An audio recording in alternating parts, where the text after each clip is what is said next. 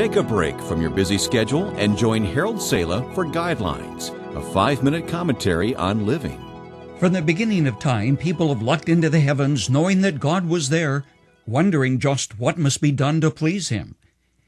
Actually, most pagan cultures think that God is angry and that something must be sacrificed, sometimes even their children or another person, to satisfy the anger of God. Seemingly, there has been a universal belief that something stands between us and God, something which the Bible calls sin. Writing to men and women at Rome, a mixture of Jews and Gentiles, Paul addresses the whole issue. He does with clarity and power. He begins by asserting that God alone is righteous. Now, the word upright is close to the meaning of the word righteous, but still insufficient to fully describe what it is. But whatever it is, humankind doesn't have it.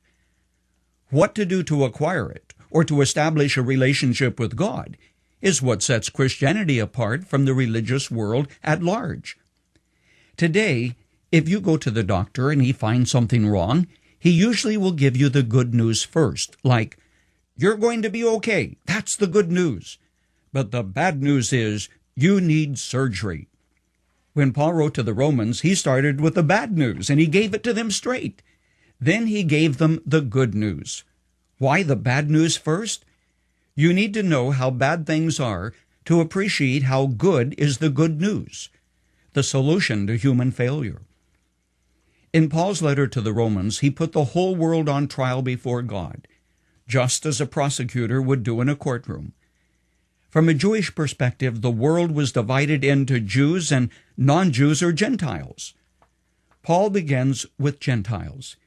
He charges that nature embodied God's power and qualities. Yet humankind, that's us, we turned our back on God. We neither glorified God nor were grateful to Him for His blessings. Paul notes 3 steps in putting their backs to God. First, they ignored Him. Then they imitated Him, worshiping idols and animals. Then they insulted God through their sexual license. 3 times Paul says God gave them over to their depravity. No, says Paul, the Gentiles stand condemned before God. But he doesn't stop there. He examines the moralist who shakes his finger at the others, saying, "Shame, shame," while they are just as guilty. Then he takes on Jews, those to whom God has revealed Himself through the law. Picture old Moses coming down from Mount Sinai, the 10 Commandments tucked under his arm, a code which became a standard for human conduct. Paul goes to the bottom line of his argument and concludes, "There is no one righteous, not even one. There is no one who understands, no one who seeks God. All have turned away. They have become worthless. There is no one who does good, not even one." If I stopped there, it would be a very dismal picture.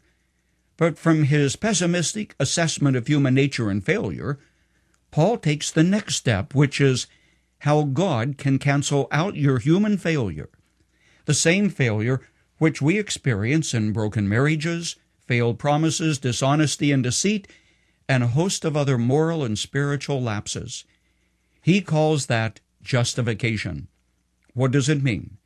Picture a mother of 4 children who has no husband, who painstakingly fills her grocery cart with food, trying not to have more in the basket than she has money for.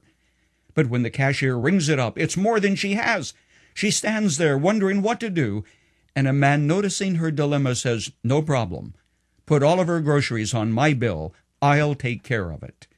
That's the good news.